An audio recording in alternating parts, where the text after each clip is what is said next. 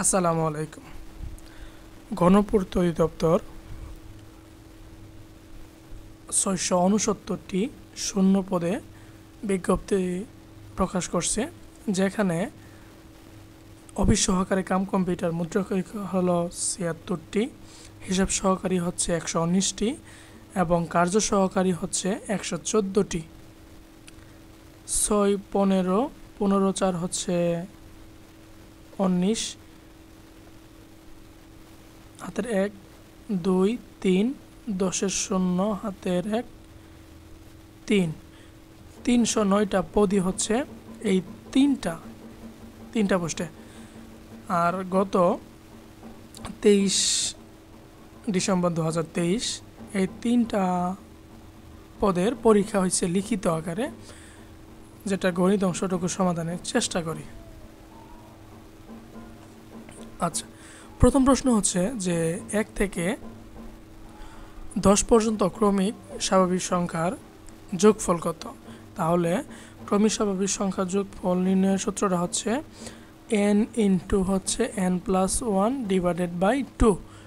অথবা কেউ যদি চায় যে এভাবে লিখবো আমি, যে প্রথম পদ প্লাস শেষ পদ ইন্টু হচ্ছে পদ সংখ্যা ডিভাইডেড বাই হচ্ছে 2। ওকে, তাহলে n হচ্ছে কতটা পদ? 10টা পদ। তাহলে n+1 11 ডিভাইডেড বাই হচ্ছে 2। 10কে 2 দ্বারা ভাগ করলে হবে 5, 5 11 হচ্ছে 55। অনুরূপভাবে ডান দিকে তাকায়, প্রথম পদ হচ্ছে 1, শেষ পদ হচ্ছে 10, 11 ইন্টু পদ সংখ্যা হচ্ছে 10 ডিভাইডেড বাই 2। সবশেষে কিন্তু 55ই অ্যান্সার থাকে। ক্লিয়ার? পরের প্রশ্ন আসে, 54কে রোমান সংখ্যা লিখতে বলছে। তাহলে রোমান সংখ্যা আমরা জানি যে b ইকুয়াল হচ্ছে 5, তারপরে হচ্ছে b ইকুয়াল 4। এভাবে লিখলে হবে না। এখন আমরা জানি 50 সমান হচ্ছে l এবং 4 হচ্ছে ib। এভাবে লিখতে হবে, ঠিক আছে? তাহলে l i v দুটি সন্নিহিত গুণের সমষ্টি 2 সমকোণ হলে একটি কোণকেও আরেকটি কি বলা হয়? এটা হচ্ছে কি সম্পূরকোণ বলা হয়। পরের প্রশ্ন, একটি আয়তাকার মাঠের দৈর্ঘ্য দেওয়া আছে, প্রস্থ দেওয়া আছে। ওই মাঠের মাঝখানে একটি বৃত্তাকার পুকুর খনন করা হলো, যার ব্যাসার্ধ আছে তো। তাহলে আমরা পুকুরের ক্ষেত্রফল পাবো, মাঠের ক্ষেত্রফল পাবো। পরের প্রশ্ন হচ্ছে, পুকুরটি কাটার পর ওই মাঠে কতটুকু জমি অবশিষ্ট থাকবে? তাহলে আমরা মাঠের ক্ষেত্রফল থেকে যদি পুকুরের ক্ষেত্রফল বাদ দিই, তাহলে অবশিষ্ট জমির পরিমাণটা পেয়ে যাব। এটা নমুনা চিত্র আঁকার চেষ্টা করি। এটা হচ্ছে 100 ফুট, 50 ফুট এবং 7 মিটার ব্যাসার্ধ, মানে 7 ফুট ব্যাসার্ধের একটা পুকুর খনন করা হয়েছে।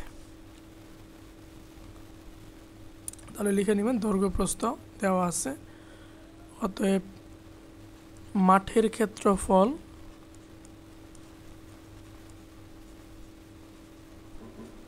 ইকুয়াল 100 ইন্টু 50 সমান হচ্ছে 5000। এককটা হবে বর্গ ফুট। আচ্ছা, এবং পুকুরের ক্ষেত্রফল, পুকুর হচ্ছে এখানে কি বৃত্তাকার, আর বৃত্তাকার হলে বৃত্তের ক্ষেত্রফল কি পাই আর স্কোয়ার, পাই আর স্কোয়ার বর্গ ফুট। পাই হচ্ছে 3.1416 ইকুয়াল আর হলো, বা অন্যভাবে লেখা যায় যে পায়ের মানে কত, 22 ডিভাইডেড বাই হচ্ছে 7। এভাবে লেখা যায়, দরকার নাই।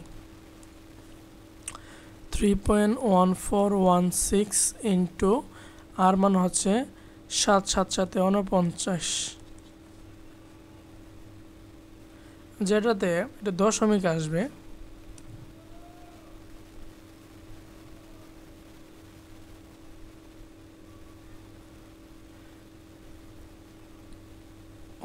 এই যে 49 গুণ 3.1416 গুণ করলে হয় 153। আমরা 0.9 আমরা লিখতে পারবো হচ্ছে 154। কোনটা একটু নিজ দায়িত্ব করে নেবেন, এত বর্গ ফুট।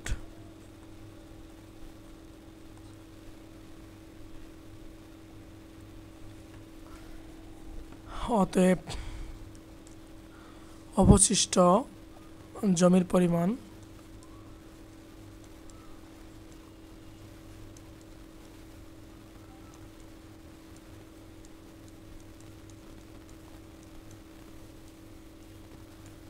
Equal 5000 minus 154।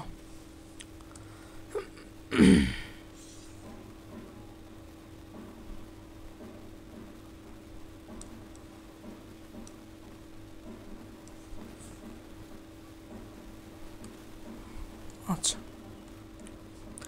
10 থেকে 4 বাদ দিলে হচ্ছে 6, 5 10 থেকে 6 হয়ে যাবে। এটা 10 থেকে 6 বাদ দিলে হচ্ছে 4, 2 10 থেকে 2 বাদ দিলে হচ্ছে 8, 1 10 থেকে 1 বাদ দিলে হচ্ছে 4, 4846 বর্গ ফুট এখন অবশিষ্ট জমি আছে। আশা করি ক্লিয়ার। তারপরও কোনো প্রশ্ন থাকলে আমার হিউজ তো ভিডিও আপলোড করা হয়েছে, তারপর যে কোনো প্রশ্ন থাকলে কমেন্টে জানাতে পারেন। x প্লাস 2/x ইকুয়াল 3 হলে x cube plus 8/x cube equal what? আমরা জানি যে a cube plus b cube equal a plus b all cube minus 3ab into হচ্ছে a প্লাস b, এবং আরেকটা সূত্র জানি হচ্ছে a plus b all cube equal a cube plus b cube plus 3ab into a plus b। এখন আমরা দেখি যদি আমরা এই নিচের সূত্রটা বসাই তাহলে ওই পক্ষের জন্য মানে কিউব করি, তাহলে আমরা a cube plus b cube পাবো, যেটা আমাদের দরকার। ঠিক আছে, তাহলে লিখব দেওয়া আছে x প্লাস 2/x ইকুয়াল 3 হলে, বা x প্লাস 2/x পাওয়ার 3 ইকুয়াল 3 কিউব ইকুয়াল 27, বা x cube plus 8/x cube. ঠিক আছে, a cube plus b cube plus 3ab 2/x into a plus b x plus 2/x। ঠিক আছে, বা আমাদের দরকার এইটুকু x cube plus 8/x cube equal x কাটা যাবে, তাহলে হয় বাম পাশে আমাদের থাকবে হলো 3 2 6, 6 3 6 18, আর এটা ডান পাশে কিন্তু 27 আছে। হ্যাঁ, তাহলে লিখব 27 মাইনাস হচ্ছে 18 ইকুয়াল হচ্ছে 9। অতএব x cube plus 8/x cube equal হচ্ছে 9 অ্যান্সার।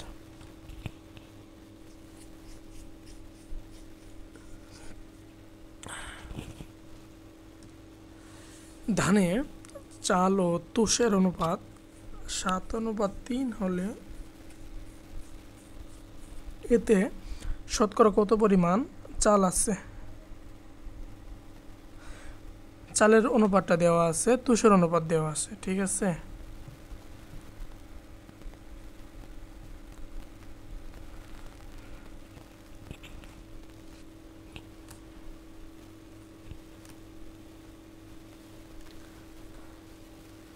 তাহলে লিখব যে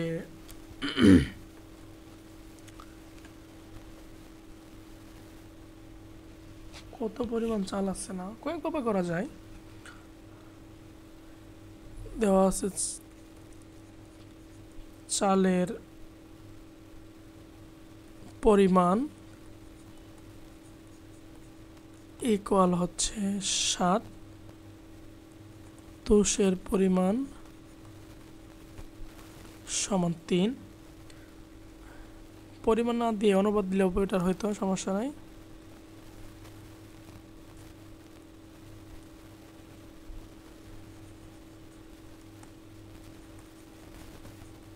অনুপাত দিয়ে বেটার হবে। অতএব অনুপাতের যোগফল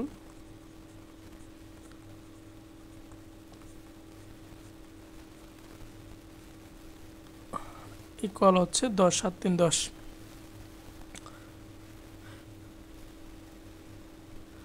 যেহেতু শতকরা নির্ণয় করতে বলছে, হয়ে যাবে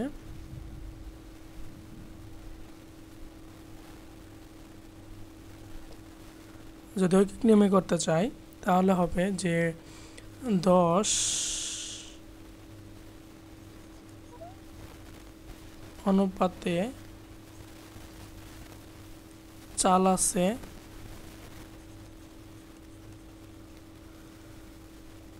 7 একক।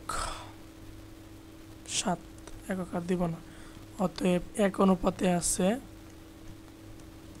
7/10। অতএব 100 অনুপাতে চাল আছে ইকুয়াল 7/10 ইন্টু হচ্ছে 100।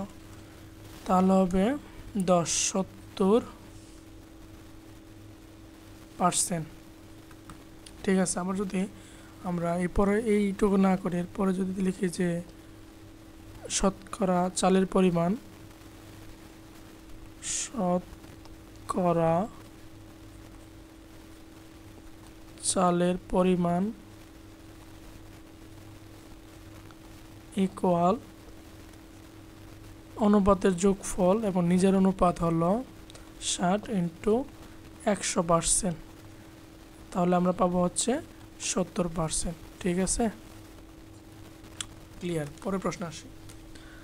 রফিক একটি কাজ 10 দিনে করতে পারে, শফিক ওই কাজ 15 দিনে করতে পারে। ক্লাস 9-এর প্রশ্ন এটা।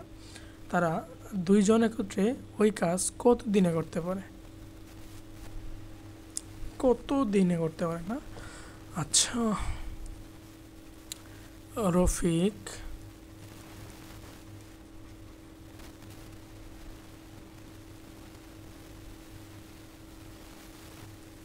দশ দিনে করে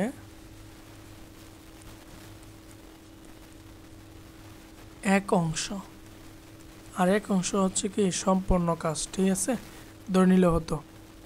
তাহলে রফিক 1 দিনে করে 1/10 অংশ কাজ। 1 দিনে করে 1 অংশ কাজ, তাহলে 1 দিনে করবে কি 1/10 অংশ কাজ। এবং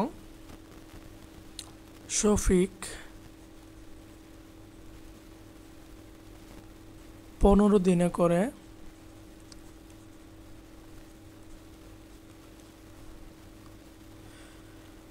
1 অংশ কাজ।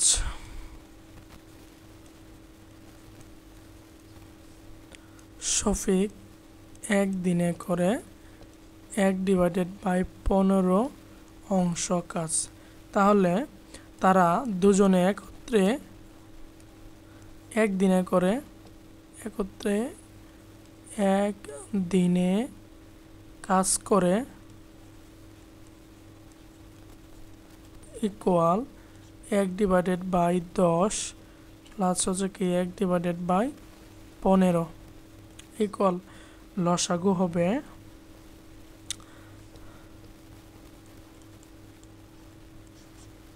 5, 2, 3, 3 5 15, 30। লসাগু হচ্ছে 30। 3 একে 3 প্লাস 2 থাকবে হলো 5/30 সমান হচ্ছে 1/6 অংশ কাজ করতেছে হলো কি 1 দিনে। তাহলে আমরা লিখতে পারবো যে 1/6 অংশ কাজ করে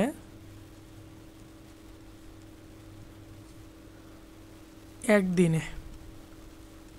অতএব 1 অংশ বা সম্পূর্ণ অংশ কাজ করে ইকুয়াল 1, উল্টে যাবে, এটা মানে ভাগ হয়ে উল্টে যাবে, 6/1 ইকুয়াল 6 দিনে।